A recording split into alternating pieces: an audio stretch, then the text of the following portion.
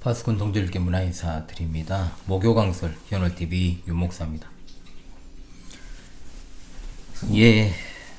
오늘은 계속 이어서 창세기 6장 1절로 12절 본문을 가지고 목요강설 진행하도록 하겠습니다. 먼저 본문을 낭독하도록 하겠습니다.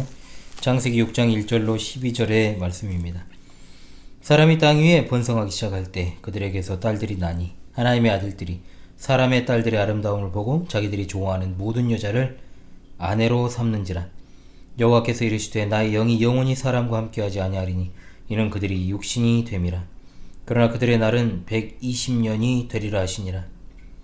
당시에 땅에는 네피림이 있었고 그 후에도 하나님의 아들들이 사람의 딸들에게로 들어와 자식을 낳았으니 그들은 용사라 고대의 명성이 있는 사람들이었더라.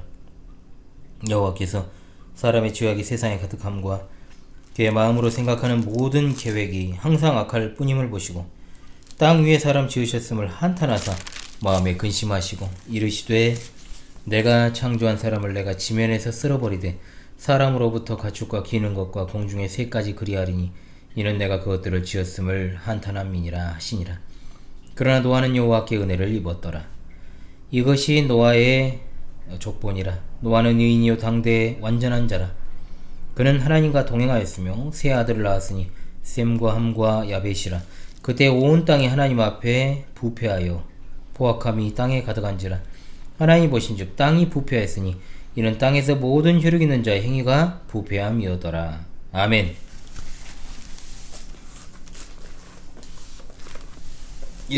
제네바 시편과 사정 우리 부르고 강설을 시작하겠습니다. 제네바 시편과 사장입니다. 시편 4편입니다. 내 의의 하나님이시여 내 기도 응답하소서. 곤란 중 나를 너그럽게 나에게 은혜 베푸시사 내 기도 들어주소서. 인생들 어느 때에까지 하나님 영광 바꾸어 욕되게 하며 헛된 일을 늘 좋아하고 좋아하며 거짓을 구하려는가. 여호와께서 자기 위해 경건한 자를 택했네. 너희가 정령할지어다. 우리가 그를 부를 때에 주께서 들으시리라.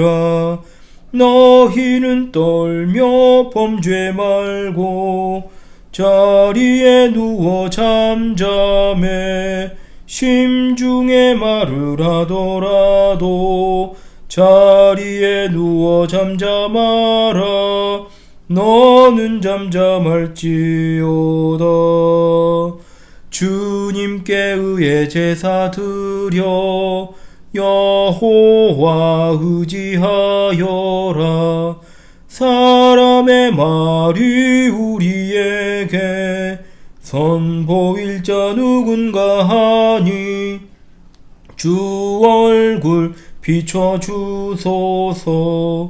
주님 내 맘에 두신 기쁨 곡식과 세포도주가 풍성할 때보다 더하네.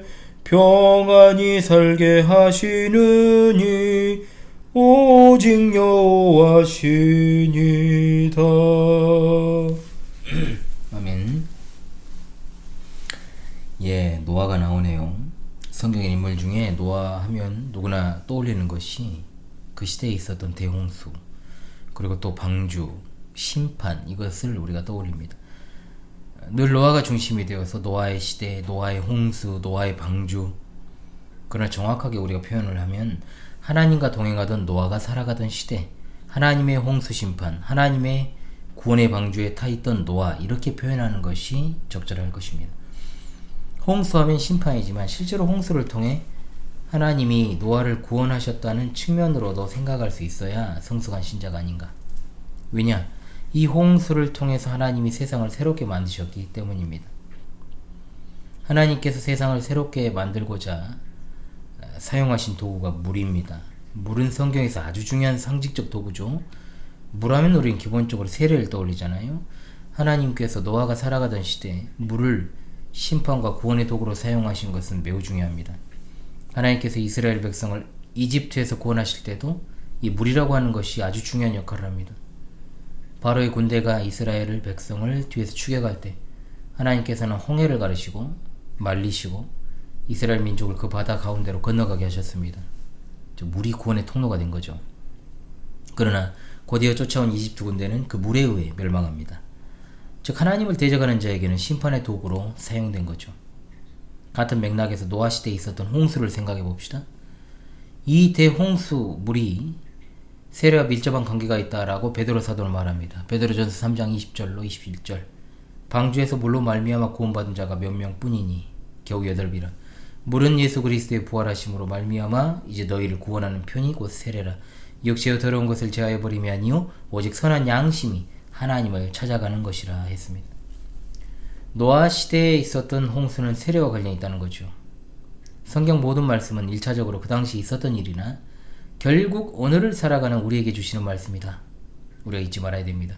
노아가 살아가던 시대 이야기도 바로 우리 이야기입니다. 노아가 살아가던 시대를 조명하며 오늘을 살아가는 우리 마땅한 자세를 확립하는 그런 귀한 시간이 될 수 있기를 바랍니다. 아멘.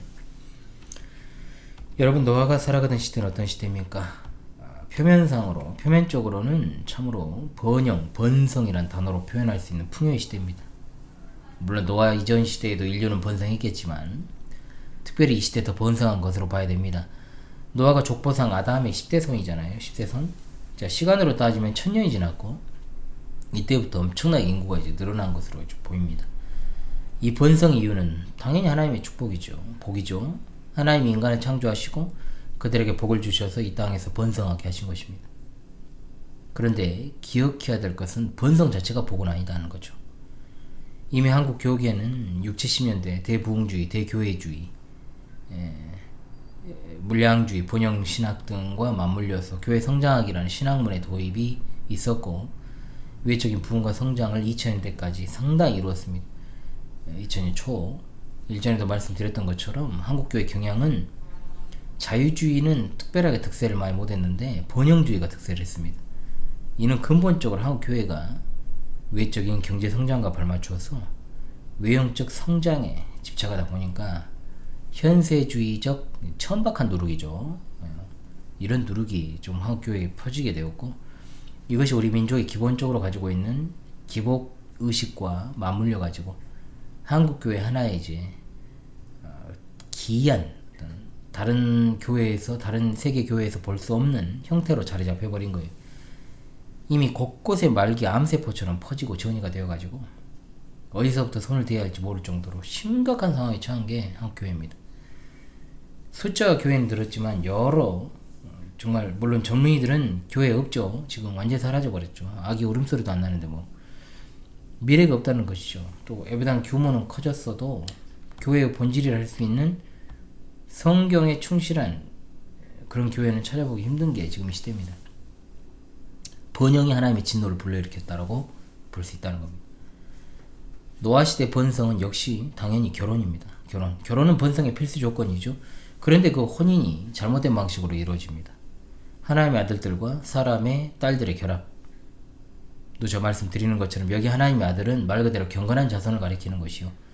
사람의 딸들은 하나님을 없인 여기는 불경건한 자들의 자손을 가리키는 대표적 표현입니다.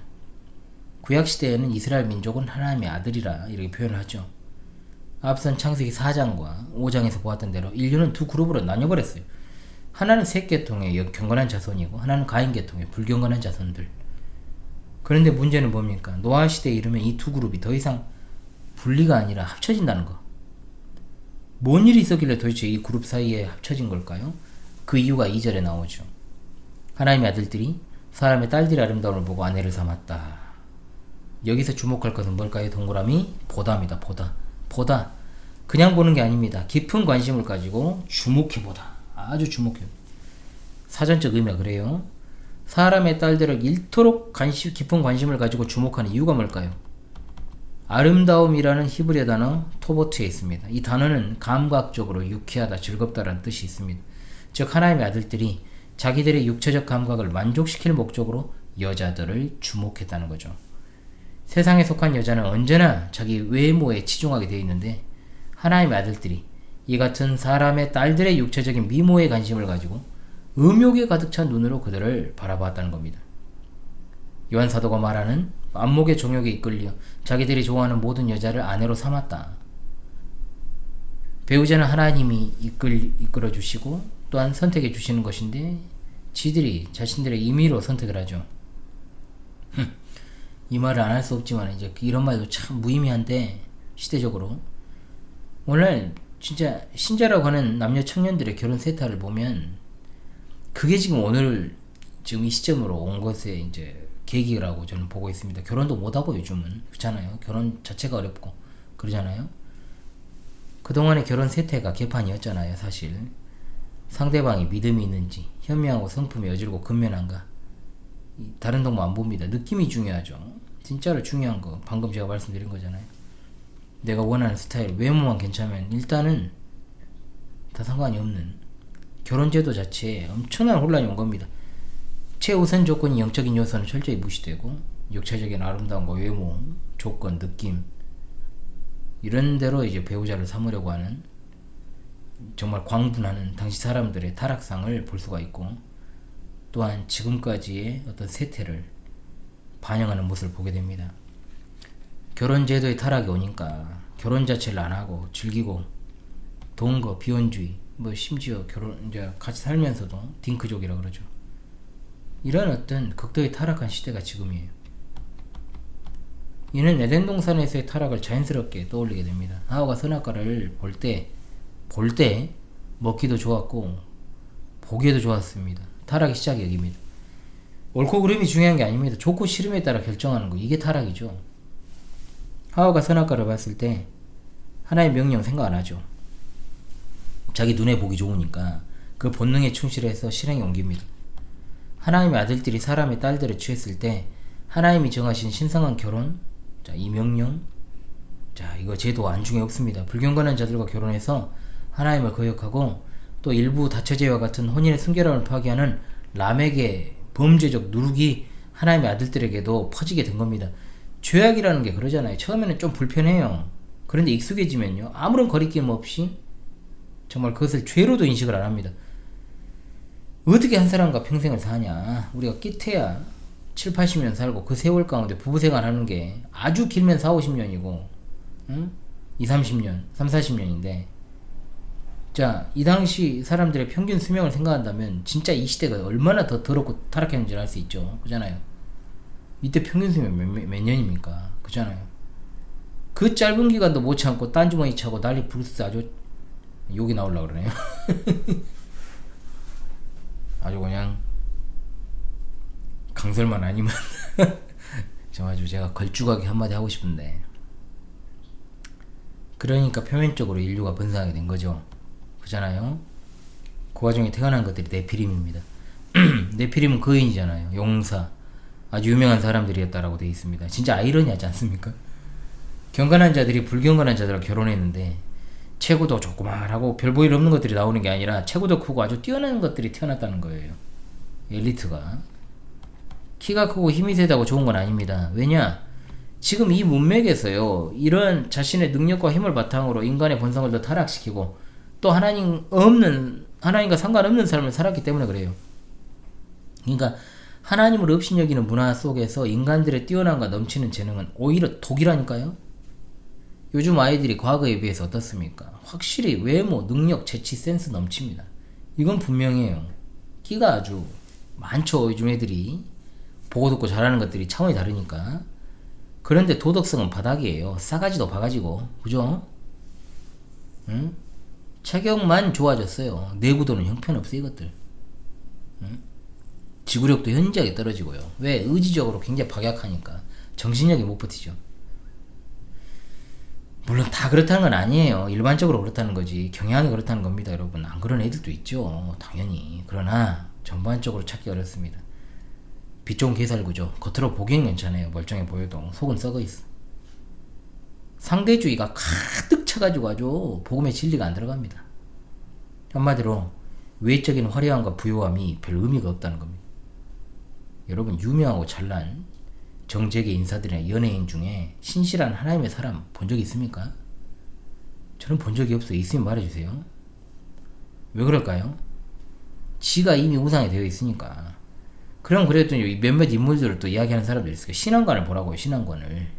바른 신앙적인 어떤 신앙 노선을 타고 있는 거 아니에요. 없어요. 저 본 적이 없어요. 그런 사람. 지가 이미 우상이 되어 있는데 하나님을 섬길 이유도 필요도 없죠. 섬기더라도 그것은 그냥 쇼죠. 그렇잖아요. 설사 기독교라는 종교를 가지고 있다 해도요. 그건 자기 부모의 종교인 거죠. 무조건 제가 부정적으로 보는 건 아닙니다. 그러니까 상식의 눈으로 판단해도 알 일이다. 사실 저는 늘 생각을 해요. 내가 세상적으로 별별 일 없으니까 예수 그리스도만 의지하는 거지.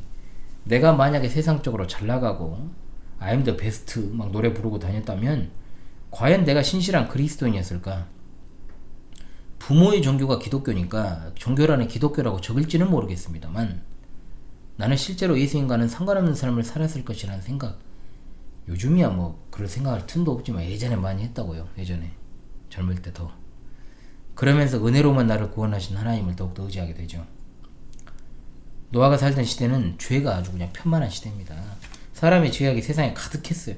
그의 마음으로 생각하는 모든 계획이 항상 악할 뿐이라고 했잖아요. 엄청난 평가잖아요. 지금 11절로 13절에 자세히 나오지 않습니까? 땅이 부패했습니다. 완전 썩어버렸다는 거예요.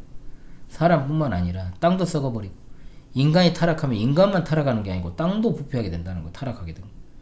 홍수를 통해서 하나님께서 인간만 뿐만 아니라 땅에 거하는 모든 걸 쓸어버리신 이유가 여기 있는 겁니다.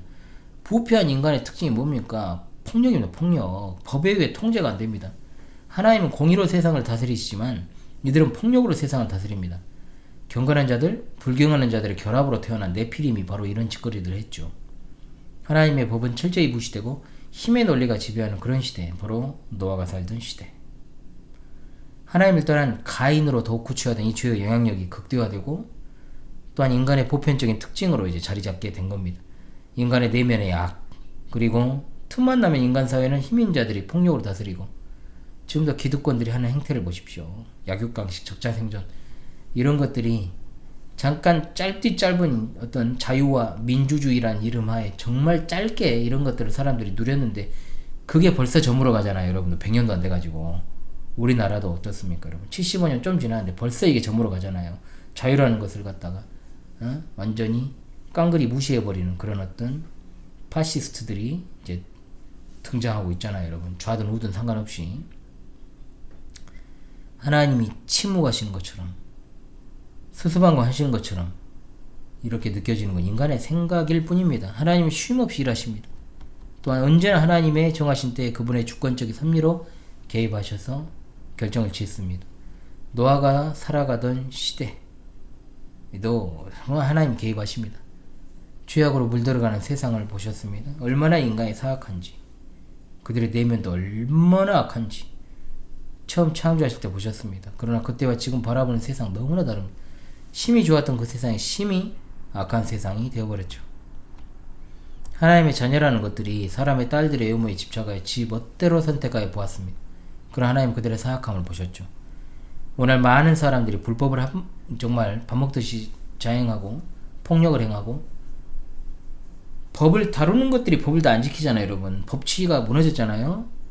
그 이유가 뭔지 아십니까? 여러분 하나님을 업신여기기 때문이에요. 전반적으로 대통령부터 정말 이웃집 아저씨까지 나부터 실제적 무신론자로 살아가니까 그들이 불법을 저지르고 뒷공무니로 온갖 부조리를 저지르면서도 아무런 거리낌 없이 행할 수 있는 건 그들에게는 하나님이었기 때문입니다.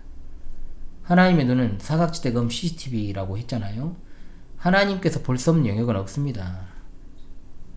그러니까 진짜 저는 TV 끊은 지가 오래돼가지고 뭐 모르겠는데 요즘 예능이 뭘 하는지도 모르고 무한도전에서 끊겼으니까 저는 연예인들의 사생활 찍는 뭐 관찰 예능들이 막 있잖아요. 그래도 뭐가 하는지는 압니다. 돌아가는 판을 알아야죠. 가르치니까. 이런데 진짜 빠져있는 사람들이 이해가 안 되죠. 실제 모습을 담았다고 사기를 치잖아요. 그렇게 믿는 사람도 없지만 요즘은 그럼에도 불구하고 거기에 막 감정을 이입하는 사람들을 많이 봅니다. 생각을 해보십시오. 여러분, 여러분의 일거수일투족을 거실이나 화장실이나 방 곳곳에 CCTV가 감시하고 있다고 그렇게 우리가 생각하고 살면 제멋대로 살겠냐고요. 카메라 의식하죠. 당연히 카메라 의식하는 사람은 살죠. 카메라 끄지면 이제 개반 쳐버리고, 그죠?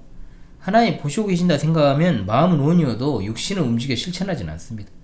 하나님께서 보신다는 게 하나님 앞에서의 삶이잖아요.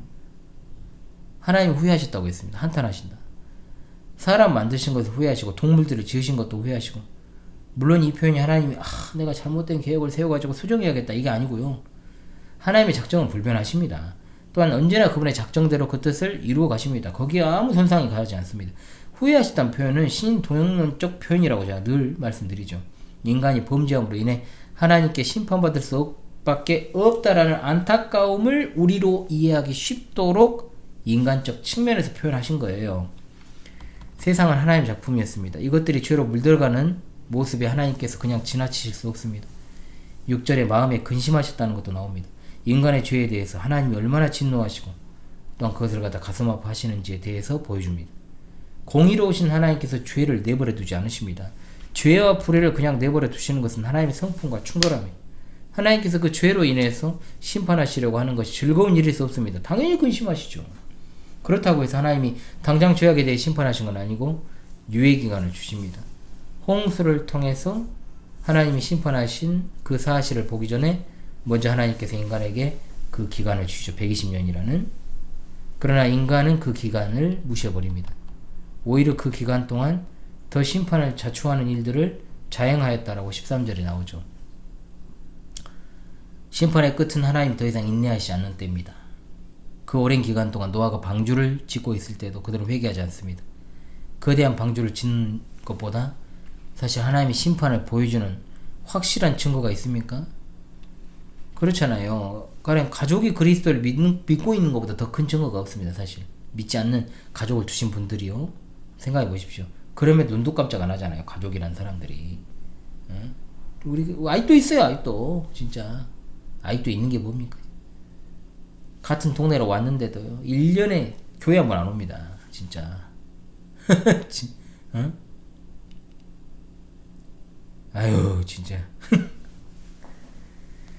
그럼에도 인간들은 구원의 메시지를 거부했습니다. 하나님의 심판은 인간의 폐역, 반역에 대한 하나님의 정당한 심판이 분명합니다. 인간에게는 심판의 다른 방법이 없습니다. 하나님의 심판은 그 범위에 있어 모든 인간과 육축과 기는 것, 공중의 새까지 다 포함합니다. 만사 만물의 주인은 하나님이십니다. 그 모든 것들을 지으셨고 다스리시는 분이심으로 심판하시는 것도 하나님이십니다. 이 세상에 하나님의 영광을 드러내고 반영해야 할 하나님을 기쁘시게 할 목적을 가진 채로 지어졌음에도 불구하고 폐역한 인간 세상과 땅은 타락해서 하나님의 기쁨이 되지 못한다면 존재 목적 상실입니다. 이러한 전 지구적 심판에서도 하나님의 구원의 작정과 섭리는 계속됩니다. 노아와 그 가족은 하나님께서 보존하십니다. 노아의 이름의 뜻이 뭡니까? 안위입니다. 안위. 그의 아버지 라멕이 지어준 이름이에요. 그는 자신의 아들이 땅을 저주하신 여호와 하나님께서 자신들을 안위하여 주실 것이라는 믿음을 갖고 있었습니다. 이 말은 노아의 아버지 시대부터 세상이 급속도로 더욱더 악해졌다는 것을 의미합니다. 성경에서 우리 주님을 제외하고 하나님과 동행한 인물 에녹과 노아 두 사람입니다. 에녹은 노아의 증조할아버지잖아요. 그래서 직접 그를 보지 못했지만 적어도 할아버지와 아버지로부터 에녹 증조할아버지가 어떻게 하나님과 동행했는지 들었겠죠. 노아 특징 순종의 사람이었고 또한 하나님의 말씀을 준행하는 자였다. 하나님께서 노아를 구원하신 건 하나님의 말씀을 준행하는 것에 대한 선물이라고 할 수 있죠. 노아는 성경에서 아주 독특한 인물 가운데 하나입니다. 세상 모든 이들이 다 하나님을 업신여기고 대적하는 삶을 살고 있음에도 노아 홀로 하나님을 섬겼으니까요. 이런 위대한 믿음도 하나님으로부터 그 출처를 두고 있습니다. 하나님께서 세상을 그냥 내버려 두셨다면 노아도 역시 세상으로 나아갔을 것이고 인류 역사는 노아 시대로 끝. 우리도 있겠습니까 여기? 물론 그렇게 되어도 하나님께는 아무런 잘못이 없고 또 그렇게 하시는 것도 마땅합니다. 그러나 하나님께서는 구원작전과 섭리의 역사를 실현해 나가십니다. 죄로 물든 인간이 통치를 못하게 하시고 경건한 신자를 통하여 세상을 이끌어 가시려고 합니다. 홍수 심판과 노아 가족의 구원은 새로운 시대를 여시는 하나님의 섭리를 그대로 보여주는 겁니다. 베드로 사도는 베드로후서 2장 5절 옛 세상을 용서하지 아니하시고 오직 을을 전파하는 노아와 그 일곱 식구를 보존하시고 경건하지 아니한 자들의 세상에 홍수를 내리셨다라고 했습니다. 을을 전파하는 자라는 뜻은 그 부패하고 포악함이 가득한 세상에서 복음 전하는 선견자였다는 겁니다. 선지자.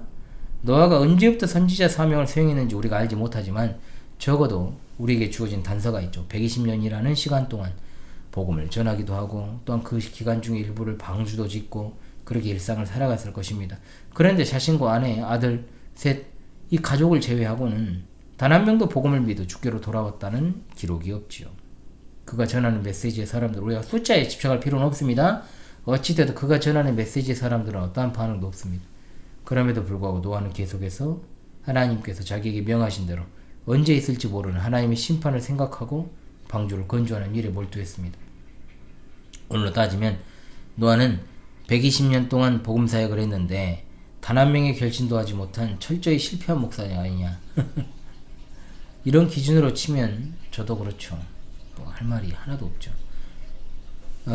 제가 이제 11년 이제 스로 11년 채워갑니다. 그런데 20년 넘었죠. 노아가 그런데 여러분 실패한 선지자입니까? 아니잖아요. 노아는 성공한 선지자입니다. 하나님의 말씀을 대언하는 선지자에게 성공과 실패의 기준은 단 하나입니다. 바로 주의 말씀에 신실했는가? 그렇지 않은가? 목사가 하나님 말씀에 신실하고 그 말씀에 따라서 신실하게 위탁받은 양들을 잘 양육했다면 그 자체로 성공이죠. 그 이상도 이하도 아닙니다. 노아보다 훌륭한 선지자가 어디 있습니까? 단 한 명의 결신자도 없었지만 우리가 숫자에 집착해서는 안 되는 이유가 여기입니다. 끝까지 의의 복음을 외쳤기 때문에 그는 성공한 선지자입니다.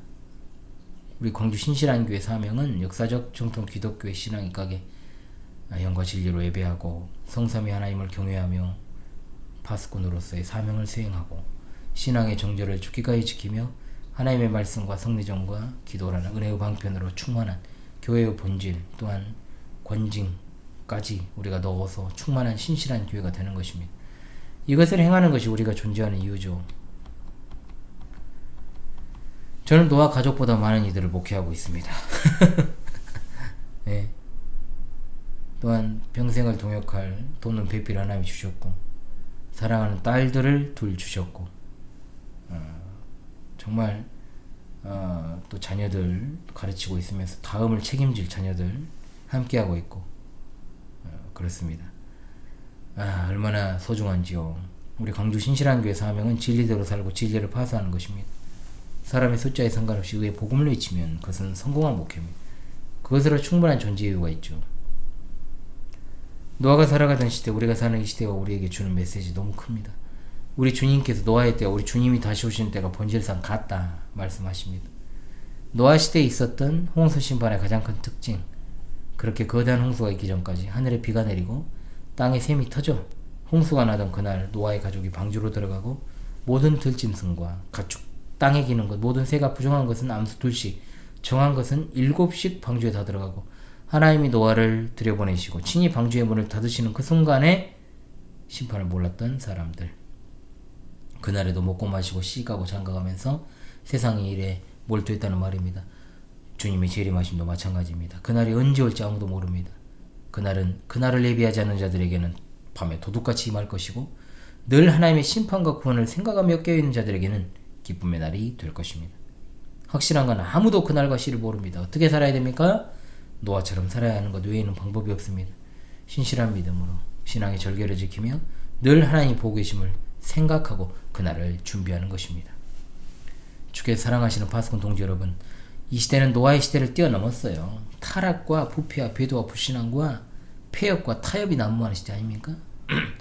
또한 사람들은 노아 시대 이상으로 먹고 마시고 즐기고 그렇게 살아가기 여념이 없습니다. 복음의 심판, 복음과 심판의 메시지를 조롱하면서 근거 없이 참된 교회를 비난하고 참된 그리스도인들을 조롱하지요. 장차 하나님은 심판의 때 세상을 불러 완전히 녹여 새롭게 하실 것입니다. 노아의 때처럼 사람들은 한 번도 그런 불의 심판을 본 적이 없어요. 하나님은 기다리고 인내하고 계십니다. 그런 가운데 역사의 타작마당에서 계속해서 키를 들고 이삭과 축종이 알고가 가라지를 분류하고 계십니다. 개인의 종말이 먼저 오는 이들이 많으나 우주적 종말, 즉 하나님의 심판은 속히 다가올 것입니다. 세상이 어떤 식으로 살아가든지 상관없이 광주 신실한 교회와 현월TV는 분명 교회의 본질을 따라 오직 성경, 오직 그리스도, 오직 은혜, 오직 믿음, 오직 하나님께 영광을 돌리기 위하여 살아가야 됩니다. 주님과 동행하며 나아가는 우리 앞길을 누가 막겠습니까? 여러분, 우리 주님 곧 오십니다. 할렐루야, 아멘.